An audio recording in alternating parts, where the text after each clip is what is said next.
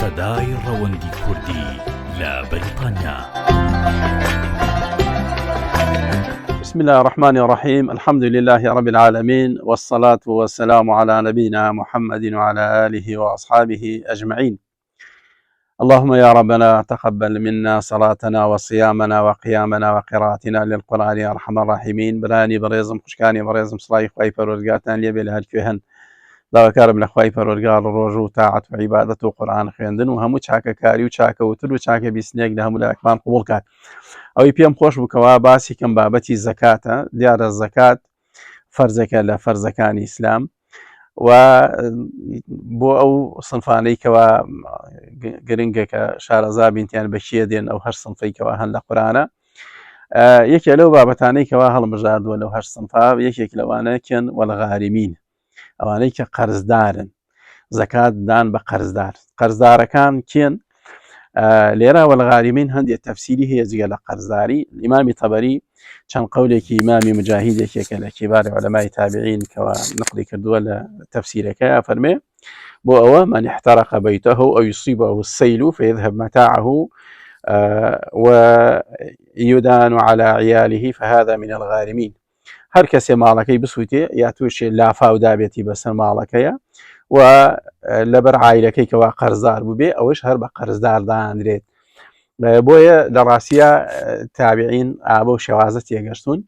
بۆیە ئێستا بوومە لەرزەیە ئەم شتانەی کەوا دیاری دەست و شتیانەی کەوا کە لەژێر دەستی خوای پەروەردگارن هەر کەسێ توش بێ، بەتایبەتی ئەمانەی کە تووشی حاڵەتی بوومە لەرزە بوون، چی لە تورکیایە چی لە سووریایە یاخوا نەخواز هەر شوێنێکی تر بوو، یا بە بۆنەی لافاوەیە یا بە بۆنەی ماسووتانەوەی، ئەمانە هەمووی جایزە پیان بدرێت.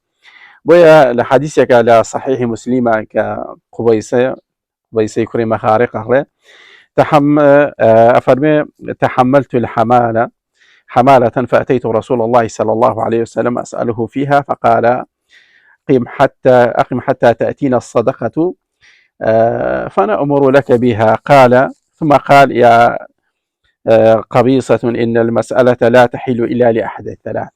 أفرمي قبيصة يكري مخارق أبي عليك يا شيخ هبو كوا كوليك بو برسياريتي يقول سر موضوعك بو موضوع إصلاح خلق زياتر ككوتوبة سر ما كبيسي بلاني مادية كر.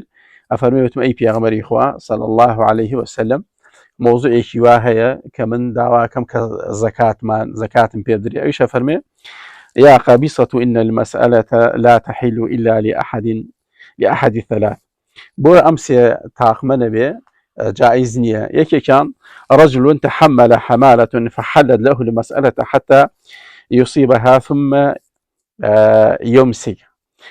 أفرمي أقر يكي برپرسیارەتی یەکی کەوتووە درابێ بەسەریا کۆڵێک زانایان بۆ شەرحەکەن بۆ مۆزوعی ئیسلاحی بینی خەڵک پێویستی بە پارە هەبێ بۆ ئیسلاحی بینی خەڵک، کێشەیەک هەبێ لە بینی خەڵکا پێویستی بە پارە هەبێ، ئەو کەسەی خەریکی ئیسلاحەکەی پێویستی بۆ بێکەوە پارەی بدرێتێ.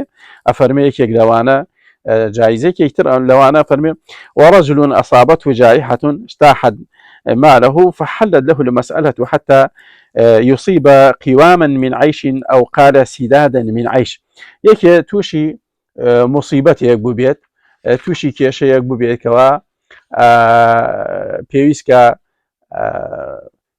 کە هاریکاری بکرێت، وەکو ئافەیەک تووشی بۆ نمونە زەراعەتێکی هەیە تووشی ئافەتێک بێت هیچی نەبێت کەوا بۆ ماڵ و مناڵەکەی پێ بژێنێ، یا یەکێک تووشی ئافەتێکی سەماوی بێ ئیتر ئایا ماڵەکەی بسووتێ سەرۆتەکەی بسووتێ مەسەلەی بوومە لەرزە بێ، مەسەلەی وەکو عولەما شەرحیان کردووە مەسەلەی ئاگر بێ، ئەوەی کەوا ماڵەکەی لە دەستا پیغمبر صلى الله عليه وسلم أفرمي بو أوج دروسا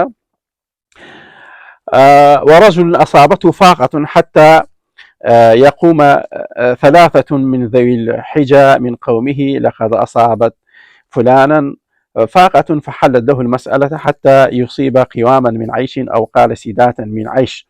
هر کەسێکیش تووشی هەژاری و نەداریەک ببێ، تووشی برسێتی و کێشە و مەشاکلێ ببێ، سێ کەس بێ بە شایەت بووی کەوا ئەم کەسە تووشی ئەم ناڕەحەتیە بووە و تووشی فەقیریەکی زۆر بووە، زۆر ناڕەحەتە لەو ڕیمادە، سێ کەس بێ بە شایەتی پێغەمبەر صلی الله علیه و سلم فەرمێ زەکاتیش بۆ ئەوە جایزە.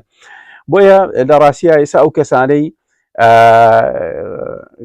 ئەو کەسانەی کەوا تووشی ئەو مصیبەتانە بن بە تایبەتی مصیبەتی بوو مەلەرزەی وایە هەر هیچی بۆ دەرنەچووە وایە لافاو یا ئاگر لە ماڵەکە هیچی بۆ دەرناچێ ئەوە زەکات یەکێکن لەوانەیە لە سنافی زەکات کە بریتە لە غارمین ئەوەی گرێتەوە بە پێم حەدیثێکەوە لە صحیح مسلمە کە لە قابیسەوە کە پێغەمبەر صلی الله عليه وسلم پرسیار لە پێغەمبەرەکان بۆ ئەو سێ حاڵەتەکەوە دروستە ئەوانش هەرچنە زمنی چیوە زمنی وەلغارمین ئەوانەی کە قەرزدار و نەدارن داواکارم لە خوای پەروەردگار بەرچاوڕۆمان کە یارمەتی دەرمان بێ بۆی کوا دایمەن دەستمان لە خێرا بێ دەمبان لە خێرا بێ و گوێبیستی خێربین و ببین بە عاداتی خێر و ببین بەوەی کەوا بتوانین بۆ سەرۆت و سامان و ماڵیکەوە هەمانە بتوانین بەهەش بەدەست بێنین ڕەزامەندی خوا بەدەست بێنین و برایانی هەژار و نەداریشمان دێڵی تووشی ناڕەحەتی بێ وصلى الله على نبينا محمد وعلى آله وأصحابه أجمعين والسلام عليكم ورحمة الله وبركاته.